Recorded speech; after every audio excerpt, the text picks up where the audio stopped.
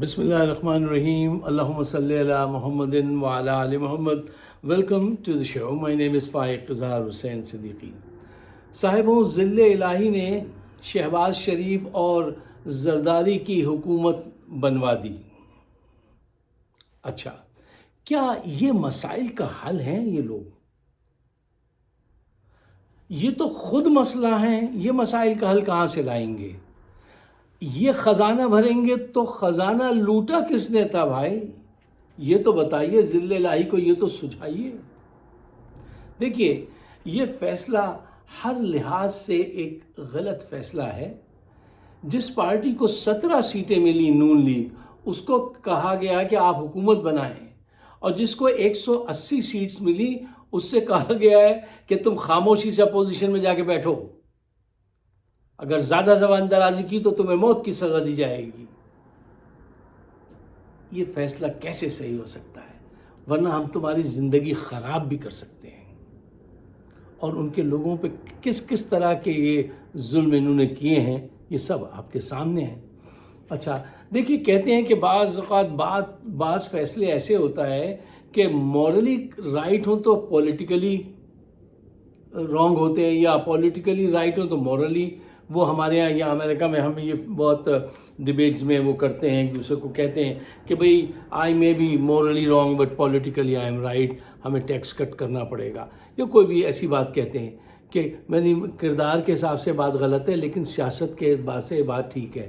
یہاں پہ یہ بات دونوں اعتبار سے غلط ہے، مورلی بھی غلط ہے اور پولیٹیکلی بھی غلط ہے. وہ کیسے؟ دیکھیے، جب آپ حقائق جانتے ہوں اور پھر بھی آپ حکومت ایسے سرٹیفائیڈ کرپٹ لوگوں کو دیں تو پھر یہ تو آپ کی چوائس ہے نا. اس کا قصوروار کون ہوگا؟ آپ کی چائے پینے میں پیالی میں اگر مکھی گر جائے اور آپ کو نظر بھی آ رہی ہو کہ یہ مکھی ہے، اس میں گر گئی ہے، اور آپ پھر بھی کہیں نہیں میں چائے پیوں گا، تو قصور کس کا ہے؟ وہ ایک دلچسپ واقعہ ایک دوست سناتے تھے، وہ سن لیجئے کہ پنجاب میں ہمارے ایک گاؤں میں ایک نوجوان جو تھا، وہ برابر والے گاؤں میں وہ سرکس لگا تھا، وہ دیکھنے گیا تو وہاں ایک رقاصہ پہ عاشق ہو گیا اور باپ سے آ کے ضد کرتا رہا کہ میں اس سے شادی کروں گا. تو باپ نے بہت سمجھایا، نہیں مانا. تو باپ نے کہا اچھا مجھے اس گاؤں لے کے چلو اور میں ذرا جا کے اس کی انویسٹیگیشن کرتا ہوں، لوگوں سے پوچھ لوں. اچھا جی، لے کے گئے. باپ نے جب جا کے سب سے پوچھا تو بچے کو بلا کے کہا دیکھو پتر وہ صحیح نہیں ہے. اور تو پوچھنے لگا کیوں صحیح نہیں ہے؟ کہنے لگا باپ نے بتایا کہ میں لوہار کو پوچھا سی، میں نائی کو پوچھا، سب نے کہا یہ ایک ٹیکسی ہے، اس کا کردار ٹھیک نہیں ہے. میں آرتھی کو پوچھا، اس نے بھی کہا یہ ٹیکسی ہے، تو تم اس سے شادی نہیں کرو. بچہ بزد تھا، کہنے گا ابا جی تسی ایویں گالاں کر دیو، اور جی ابا جی نکا جا ایک گاؤں ہے، کنی ایک چلی ہوگی، میں تو یہی شادی کروں گا. شادی ہو گئی. جانتے ہوئے باپ نے سب کچھ بتا دیا، لیکن نہیں، اگر اس کا کرائیٹیریا یہی ہے، اس نے غلطی کرنی ہے مورلی بھی، سوشلی بھی، پولیٹیکلی، تو وہ کرے گا. تو کیا؟ تو اس کا انجام بعد میں جا کے بہت خراب ہوتا ہے. دیکھیے، فوجی دماغ جو ہوتے ہیں بڑے اچھے دماغ ہوتے ہیں، کوئی اس میں وہ نہیں، لیکن کچھ بیسک سائیکولوجیکلی فرق ہوتا ہے. دیکھیے، پہلے اکثر میں آپ سے کہتا ہوں نا کہ یہ چیزوں کو ویسے نہیں دیکھتے جیسی وہ ہیں، ویسے دیکھتے ہیں جیسی یہ دیکھنا چاہتے ہیں. یہ عقل کے خلاف یہ بات ہے. اور اگر ایسا ہوتا تو آج ساری دنیا میں ہر ملک میں جو اتنی ترقی یافتہ ممالک ہیں اور فوجی جرنیلی بیٹھے حکومت کر رہے ہوتے. کہیں ایسا نہیں ہے، کہیں نہیں ایسا. اچھا دیکھیے، زندگی میں چیزیں جو ہوتی ہیں نا، آپ کی فوج کے اندر تو ہوتا ہے کہ بھائی اس کمانڈ کی یہ ہے بس یہیں تک رہے گا، یہ کمانڈ یہ یہاں تک ہے بس یہ.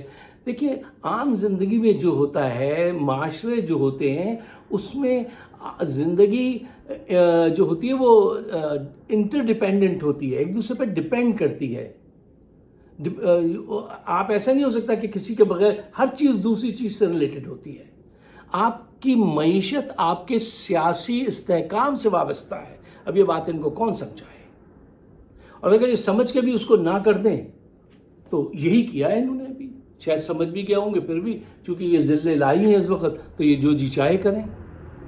لیکن ان کو یہ سوچنا چاہیے کہ آپ اپنی نگاہ میں کتنے بھی بڑے حافظ قرآن ہوں اور بڑے نمازی پرہیزگار ہوں، خدا جانے جو کچھ بھی ہوں، تو قوم آپ کو اس بات سے نہیں پہچانے گی کہ آپ اپنی نگاہ میں کتنے پوتر ہیں.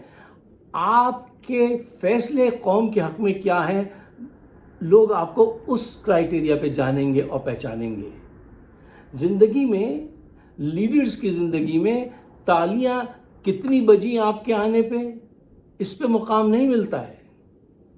آپ نے قوم کو کیا دیا، اس پہ آپ کے مقام کا تعین ہوتا ہے.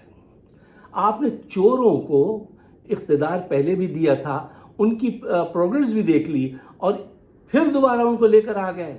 ایماندار آدمی کو اس سے آپ لاکھ انا رکھیے، بغض رکھیے، کینہ بھر لیجئے دل میں، لیکن اس کے دور میں ترقی ہو رہی تھی، وہ ترقی آپ نے رکوائی. قوم اس بات کو یاد رکھے گی.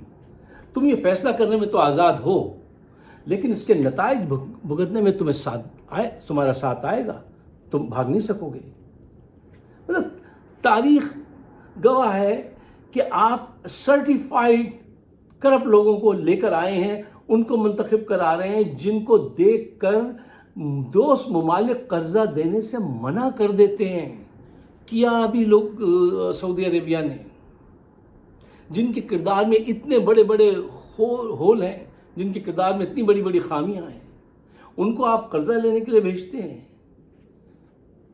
جس جھولی میں 100 چھید ہوئے، اس جھولی کا پھیلانا کیا؟ آپ کو احساس نہیں ہوتا کہ آپ کس جھولی کو پھیلا رہے ہیں، کن لوگوں کو اقتدار میں لا رہے ہیں؟ پاکستان کے معاشی حالات کتنے خراب ہیں، اور ذرا شہباز شریف صاحب کو دیکھیے، یہ فوٹو دیکھیے، وہ کس قدر خوش ہیں، کیونکہ ابھی بھی قرضہ میں سے لے کے کمیشن ماریں گے، کھائیں گے. ٹھیک ہے نا. 1100 ارب روپے پہ اس کا مقدمہ چل کے فائنل ہونے والا تھا، اور دوسرے دن جیل ہونی تھی. باجوہ حضرت دیکھیے، جرنیلوں کی پاور دیکھیے، وہ اٹھا کے لے جا کے ان کو وزیر اعظم بنا دیا، اور آج یہ دوبارہ خوش ہے. اتنا خوش ہوتا ہے کوئی آدمی ان حالات میں اقتدار لیتے ہوئے؟ اس میں سے بھی کچھ مار لیں گے.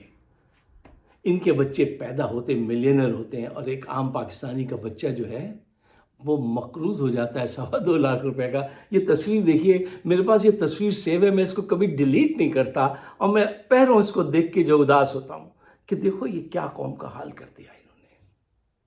اچھا دیکھیے، چند اہم پوائنٹس ہیں جو میں چاہتا ہوں آپ اپنے پیش نظر ضرور رکھیے. وہ یہ ہے کہ جس ملک کے ٹیکس کلیکشن کا، انکم کا 58% قرضوں کی وصولی، قرضوں کی سود کی ادائیگی میں جا رہا ہو، وہ کہاں سے ترقی کرے گا؟ پوائنٹ نمبر 2، جس ملک کا ڈیپٹ اوور جی ڈی پی 74% ہو، اس کو تو اگر 77 ہو جائے تو بینکرپسی کے قریب پہنچ جاتا ہے. لوگ اس کو قرضہ دینا بند کر دیتے ہیں، کیونکہ ان کو 100% یقین ہوتا ہے کہ یہ قرضہ واپس نہیں کر پائیں گے. پوائنٹ نمبر 3، اس سال آپ کو $24 ارب جو ہے وہ قرض اس کے سود کی ادائیگی میں دینے ہیں، اور آپ کے پاس 8 ارب کے ذخائر ہیں، وہ بھی مانگے تانگے کے. یہ کیسے چلے گا؟ چلیے پوائنٹ نمبر 4، یہ بھی مان لیتے ہیں کہ 5 جو ہے بلین آپ رول اوور کرا لیں گے، لیکن باقی کہاں سے لائیں گے؟ اور پھر ایک چیز اور، جو سرمایہ کار قرضہ دیتے ہیں، جو انڈیویجول قرضہ دیتے ہیں، وہ رول اوور نہیں ہوتا، وہ ادا کرنا پڑتا ہے. یہ سارا کچھ کیسے چلے گا؟ صاحب مجھے تو بہت شرم آتی ہے کہ بھارت نے گزشتہ سال عرب دنیا سے $240 بلین کا بزنس کیا، اور ہم ان کے در پہ جا کے کہتے ہیں کہ 1 2 3 ارب دے دیجئے، ہم محنت سے کام کریں گے پھر لوٹا دیں گے. یہ کھیل مطلب کب تک چلے گا؟ اچھا یہ دیکھیے کہ بھارت میں ایک گروپ، صرف ایک بزنس گروپ ٹاٹا، اس کی ٹوٹل جو ویلیو ہے وہ $365 بلین، یعنی پورے پاکستان کی جی ڈی پی سے بھی زیادہ ہے.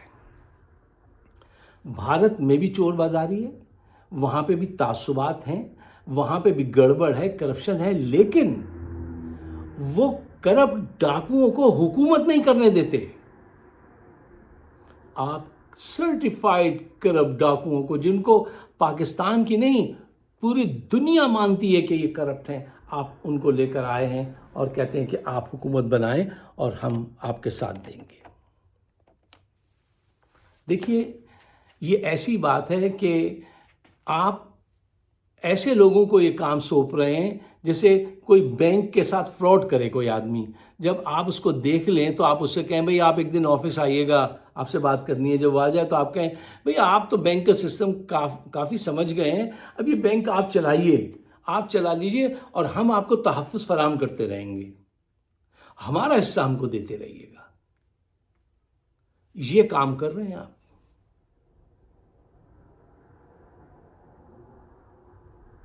پاکستان کے ساتھ آپ نے اچھا نہیں کیا ذل الہی، تاریخ آپ کو لکھے گی۔